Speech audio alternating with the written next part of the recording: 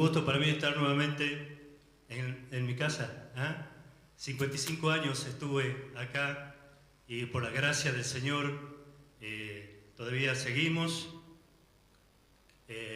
Hace 5 años con nuevos desafíos y tratando de hacer lo que el Señor nos pide.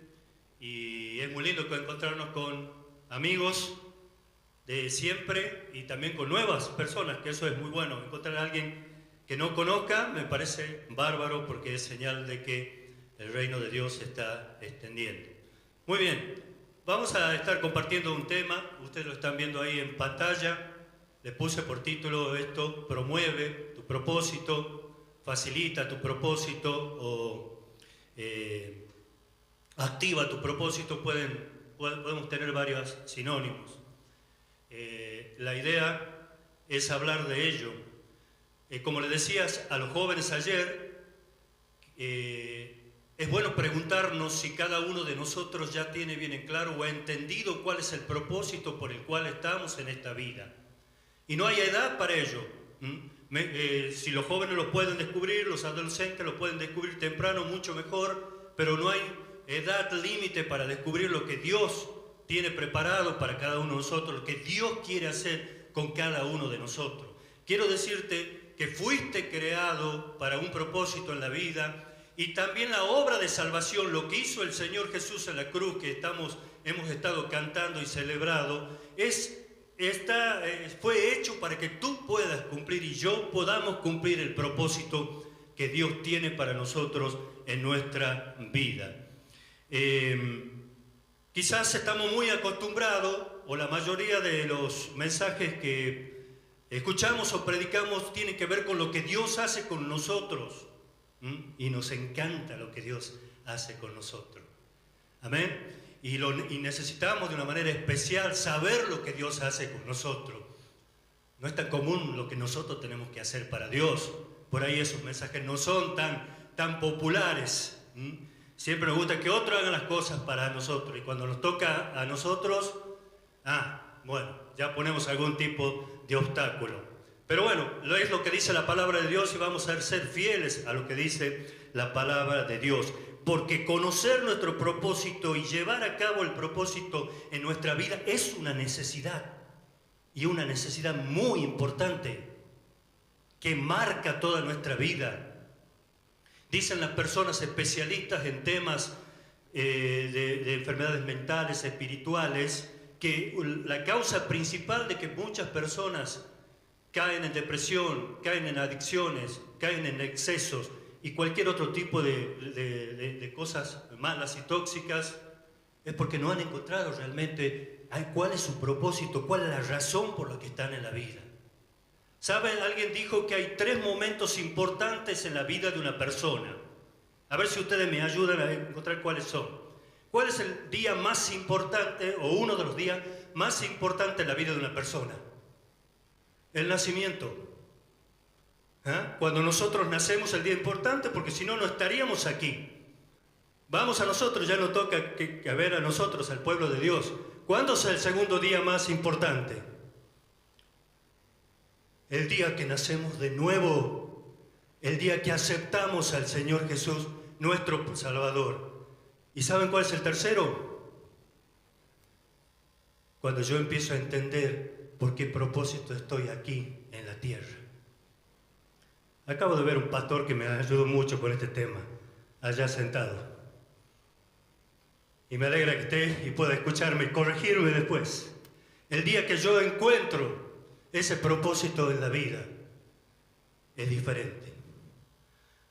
Por eso, para que cada mañana nos levantemos y sintamos ganas de vivir, tenemos que estar seguros de ese propósito. De saber que Dios no solo nos ha salvado, sino que quiere asignarnos, sembrar en nosotros un propósito por el cual vivir.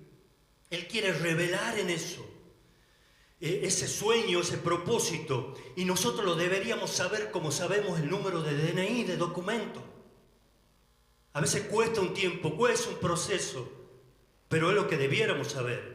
Porque cuando tenemos claro un propósito, el propósito va a cambiar mi vida, va a cambiar mi conducta, va a cambiar mis hábitos, mis valores. La religión no puede hacer eso.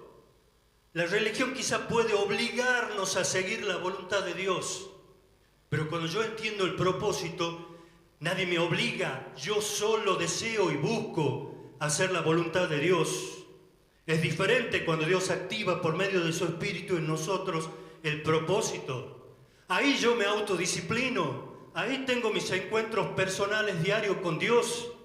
Ahí cambia mi manera de ver las cosas que hago en la casa, mi estudio, mi trabajo. Ahí hago eficiente mi tiempo, porque sé que tengo una razón, tengo para hacer algo y no lo pierdo. ¿Sabe qué es lo que tiene que hacer?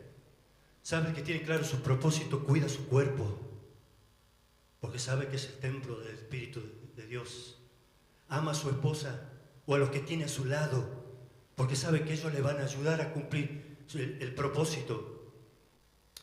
Cuando alguien capta el sueño de Dios, no hará falta que nadie esté por detrás diciéndole tenés que hacer esto, tenés que hacer lo otro. Les decía a los jóvenes y adolescentes ayer, no va a necesitar que tu papá te ande diciendo lo que tenés que hacer, ni tu maestro, ni tu profesor.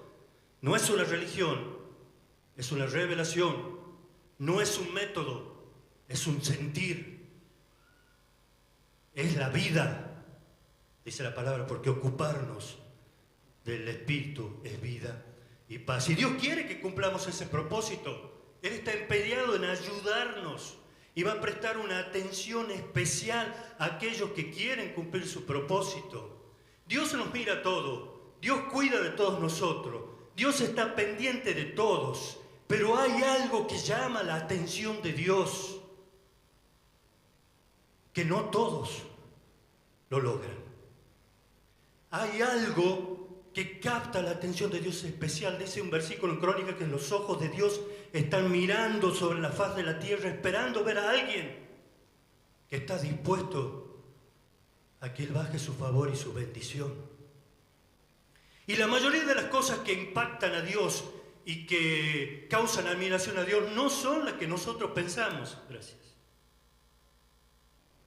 No es algo que nosotros podamos tomar una foto y subir a las redes, que otros vean lo que hago y me pongan un me gusta o hagan un comentario. Nada que ver.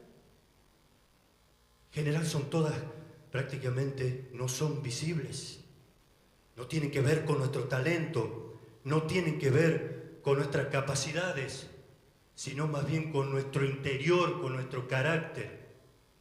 A veces parece que queremos impresionar a Dios de la misma manera que queremos impresionar a otras personas, pero a Dios no le impresiona eso. A Dios le impresiona o le llama la atención otras cosas. Y yo quiero compartirte 3 cosas que llaman la atención de Dios y que pueden promover tu propósito de una manera increíble. La próxima placa, por favor. El primer punto, ser fiel. Ser fiel. Y para eso vamos a tomar estos 2 versículos que tenemos acá. Es uno, perdón, en 2 traducciones. Si son fieles en las cosas pequeñas, serán fieles en las grandes, dice el Señor Jesús. Pero si son deshonestos en las cosas pequeñas, no actuarán con honradez en las responsabilidades más grandes. Y esa dice la Nueva Traducción Viviente. Y la versión 60, el que es fiel en lo poco, también en lo más es fiel, y en lo que muy poco es injusto, también en lo más es injusto. Ser fiel, fidelidad. Creo que la historia que más representa la fidelidad en la Biblia, una persona que, a pesar de todos sus errores, o ser humano como todos nosotros, representó o mostró ser fiel, es la historia de David. Yo sé que muchos de los que están acá la conocen. David, el menor de los hermanos de una gran familia, aparentemente un poco despreciado por su padre o no tenido en cuenta, porque en una oportunidad cuando tenía que elegirse el rey, él presentó a todos sus hijos, pero no al menor, no a David. David estaba en el campo, lejos, ¿haciendo qué? Cuidando las ovejas, cuidando ovejitas. Quizá los otros hermanos estaban en responsabilidades mayores o aspirando a cargos mayores, pero él estaba en el campo con sus ovejitas y fue fiel en cuidar lo que su papá, su padre le dio. le daba para que cuide. Fue fiel.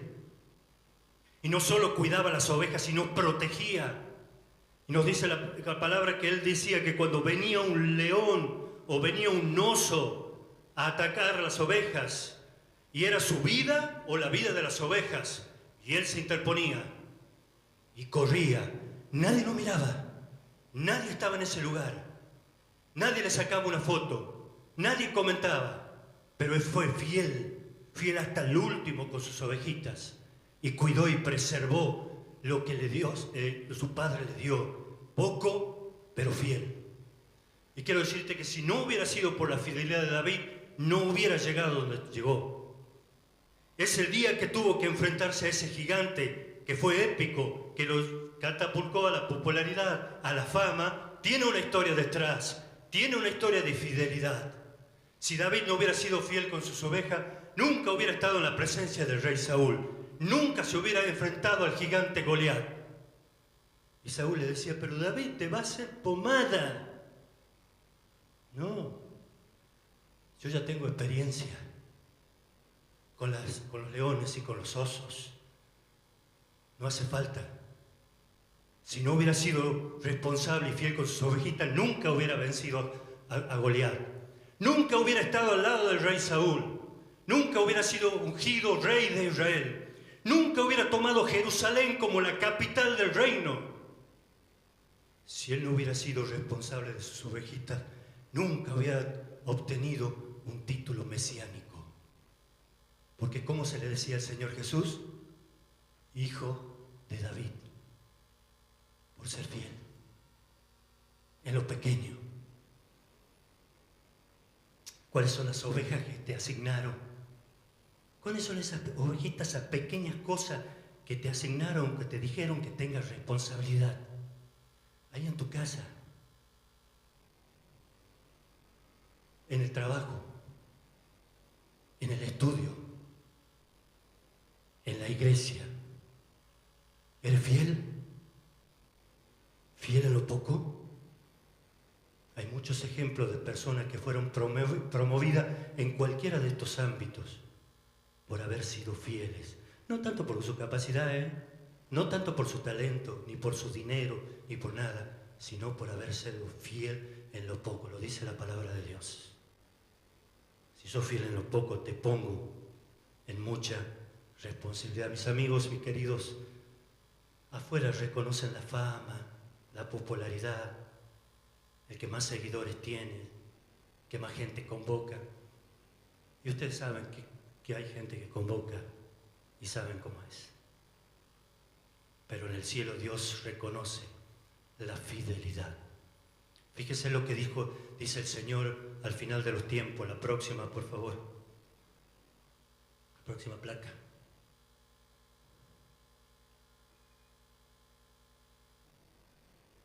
¿La próxima placa? No, la anterior. El amo dijo, bien hecho, mi buen siervo fiel. Has sido fiel en administrar esta pequeña cantidad. Así que ahora te daré mucho más responsabilidades. Ven a celebrar conmigo. Otra versión, su Señor le dijo, bien buen siervo fiel, sobre poco has sido fiel, sobre mucho te pondré. Entra en el gozo de tu Señor. ¿Quieres promover tu propósito? Sé fiel. Primer punto. Segundo, pasamos, hacedlo o hace todo como para el Señor. Y miren este pasaje, tremendo pasaje. Dice el apóstol Pablo, y todo lo que hagáis, hacedlo de corazón, como para el Señor, no para los hombres, sabiendo que del Señor recibiréis la recompensa de la herencia, porque Cristo, el Señor, servís. ¿Para quién haces lo que haces? ¿Para quién? ¿Para vos? ¿Para tus amigos? ¿Para tu profe? ¿Para tu jefe? ¿Para el gobierno? ¿Para quién haces lo que haces? Porque depende para quién le hagas, estoy seguro, va a ser la calidad de lo que haces. Una cosa es hacerle para los padres, otra para el jefe, otra es para el Señor. Todo lo que hagáis, hacedlo para el Señor. Porque al Cristo, el Señor, servís. Creo que yo, en primer lugar, y todos nosotros no dimensionamos esta expresión, este pedido, este mandato. Todo. ¿Qué es todo? ¿Qué es todo? Todo. Levantarme, entrar, acostarme, qué como, qué hablo, cómo conduzco, cómo trato a mi familia, cómo a mis compañeros, cómo me comporto con mi jefe, cómo trato al profesor, cómo respondo al gobierno. Todo lo que hagáis, cómo pienso, qué hago cuando estoy solo y nadie me ve,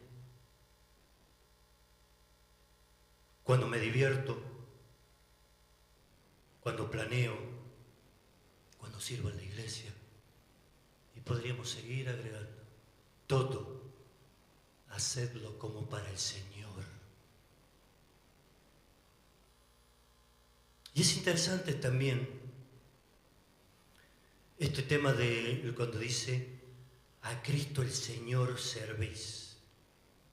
Miren, a veces escuchamos, Señor, quiero servirte. Señor, quiero servirte. Y pongo mi talento a disposición tuya. Pongo todas mis capacidades, todas mis cualidades para servirte, Señor. Como si el Señor necesitara de nuestro servicio. Es más, de ese talento que lo pones a disposición mía, quiero recordarte que yo te lo di. Yo te lo di. Creo que a veces queremos más servirnos nosotros que servir al Señor.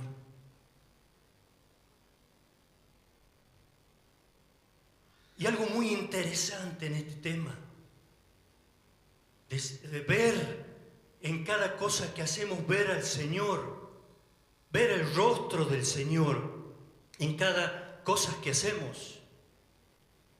Fíjense lo que dice este pasaje, el próximo por favor, que también habla de los últimos tiempos. Entonces el rey dirá a los que están a su derecha, vengan, ustedes que son benditos de mi Padre. Se supone que a todos los que hemos recibido al Señor Jesús como Salvador. Hereden el reino preparado para ustedes desde la creación del mundo, pues tuve hambre y me alimentaron. Tuve sed y me dieron de beber. Fui extranjero, fui un inmigrante y me invitaron a su hogar. Estuve desnudo y me dieron ropa. Estuve enfermo y me cuidaron, estuve en prisión y me visitaron. Entonces esas personas justas responderán, Señor, ¿cuándo te vimos con hambre y te alimentamos? Yo no te vi con hambre y te alimenté. O con sed y te dimos de beber, o te vimos como extranjero y te brindamos hospitalidad, o te vimos desnudo, te dimos sin ropa, o te vimos enfermo o en la prisión y te visitamos. Y el rey dirá, le digo la verdad, cuando hicieron alguna de estas cosas, al más insignificante de estos, mis hermanos, me lo hicieron a mí. Señor, quiero ver tu rostro. Muéstrame tu rostro. Cantamos en la adoración, llévame al lugar santo, al lugar santísimo, allí tu rostro puedo ver. Abre mis ojos, quiero ver a Cristo. El rostro del Señor está en las personas, en los necesitados.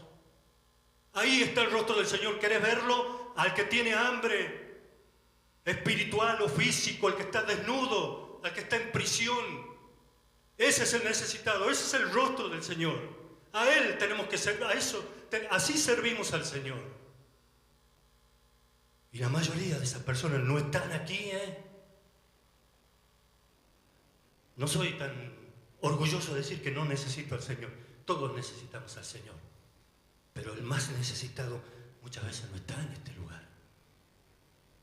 Y quiero servir al Señor, pero acá. Y el Señor dirá, el que le hicieron esto, me lo hicieron a mí. También hay canciones buenas, ¿no? ¿Se acuerdan la de Romero? Ayer te vi, fue más claro que la luz. Te vi en un niño necesitado, te vi en alguien.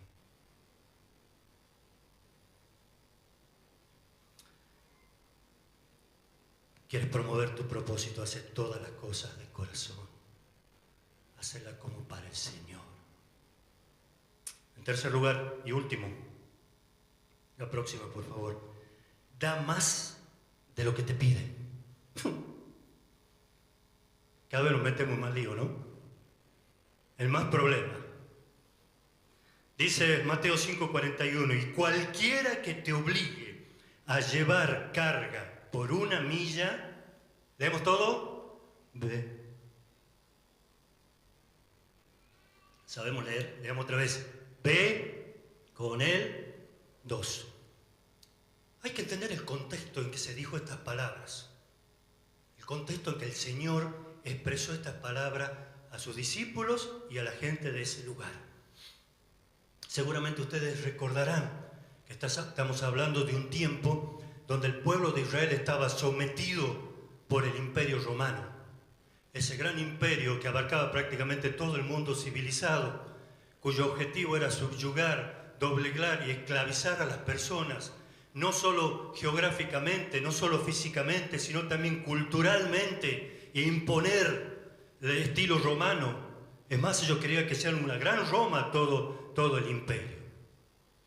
Y esto era una humillación, era un sufrimiento tremendo para el pueblo de Israel. Ellos que se consideran libres y que decían jamás hemos sido esclavos de nadie, de repente que aparezca este imperio e imponga sus leyes. Y dentro de esas leyes había una muy llamativa como esta, y que demostraba bien el sentido de humillación de quién era el amo y quién eran los esclavos. Y era que cualquier soldado romano o cualquier funcionario romano podía decirle a un judío, a un israelita, que esté haciendo cualquier cosa, esté yendo al mercado, esté trabajando, esté visitando, esté haciendo el deporte, lo que sea, que deje inmediatamente todas esas cosas y que le lleve su carga, le lleve su mochila por una milla. 1400 metros aproximadamente, sin decir nada. Y saben, los judíos habían desarrollado una extraordinaria capacidad para con su paso contar exactamente cuánto era una milla. Y no daban ni un paso más. Lo que la ley me dice, para que no me encarcelen, para que no me azoteen, para preservar mi vida.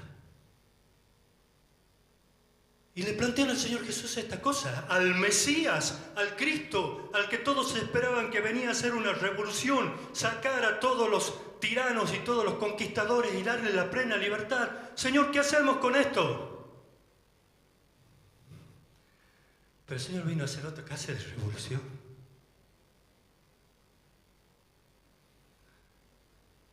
Cuando te pidan una milla, dale la milla y dale otra más. Una para los romanos y otra para mí.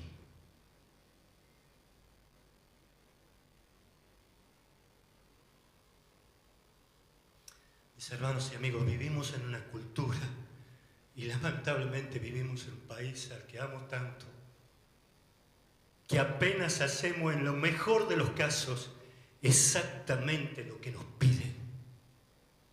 Y nada más que eso.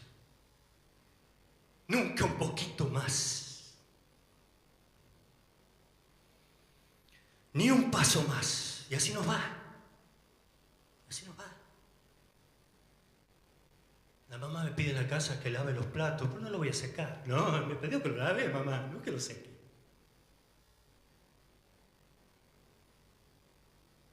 Que arregle el cuarto, pero saco la basura y la dejo ahí en el pasillo es de otro. Me da el tema del estudio y estudio el resumen del resumen del resumen. Que llega al 6, demasiado. Más no. Y en el trabajo, esto es lo que me corresponde, esto es lo que dice el convenio colectivo de trabajo. No me pida nada más. Es más, si no me estás viendo, hago otra cosa. Y nunca dar más, nunca dar el extra. Y yo sé que podés estar pensando en este momento, pero mi papá no se merece. Mi jefe no sabe lo que es. No se merece que le haga un poquito más de esfuerzo. ¿El gobierno? ¿El gobierno se merece? Pero querido, quiero decirte algo. La milla extra no es para tu papá, no es para tu jefe, no es para el gobierno, es para el Señor. Él lo pide. Por amor al Señor. El Señor sabía que la verdadera revolución iba a ser una revolución de amor, no de leyes. Y que la única manera de vencer una tiranía era por el amor. La única manera de convertir una ley en libertad, una tiranía en libertad, era por amor. La única manera de convertir una obligación en algo voluntario es por amor. La única manera de hacer algo que nos pesa con gusto es por amor. Y hay un ejemplo de eso. Y es la historia de Jacob, que la debes saber. Jacob estaba enamorado, perdidamente enamorado de Raquel. Y el suegro Labán, que era un turro, no sé cómo decirle, lo hace laborar 7 años. Y el día del casamiento lo engaña y le da a su hermana. Y para Raquel tuvo que laborar 7 años más. Hay un versículo tremendo en la Biblia. Ahí está. Génesis 29, 20. Y le parecieron como pocos días, porque la amaba. Dio más, dio el extra por amor. Lo único que puede hacernos dar el extra, dar más, no es la ley. No es la obligación, es el amor al Señor. Eso es lo que vino a implementar el Señor. Eso es lo que activa tu propósito. Eso es lo que hace que el cielo mire de una manera diferente, nos preste atención. En definitiva, eso es ser un verdadero cristiano. Las otras expresiones son el resultado. Esto vale más que un aplauso, que cualquier cosa para el Señor. Ser fiel, hacerlo todo para el Señor y dar más de lo que te piden. Por favor, si pueden venir, Pablo. Eso es lo que va a activar, va a permitir que lo que Dios sembró en nosotros y lo que Dios quiere que podamos hacer, empiece a ser realidad.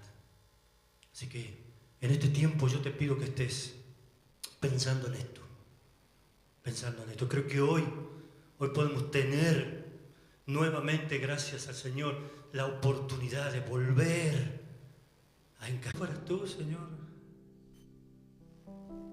como si fueras tú, y dar más de lo que se nos pide, Señor.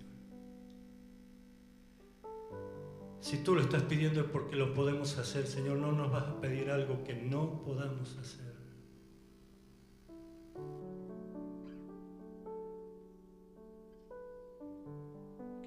Ese extra que tanto se necesita por amor a ti, Señor. Y el mundo crea, y el mundo cambia, el mundo te dé gloria. Pido, Señor, una bendición muy especial, tu presencia especial en la vida de cada uno de los que hoy están en este lugar, Señor. Que lo que tú comenzaste en cada uno, Señor, eso que sembraste, pueda crecer, Señor, crecer,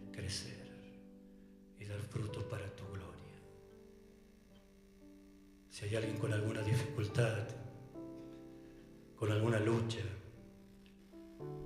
Señor, hoy puede tomarse de tu mano y caminar juntos.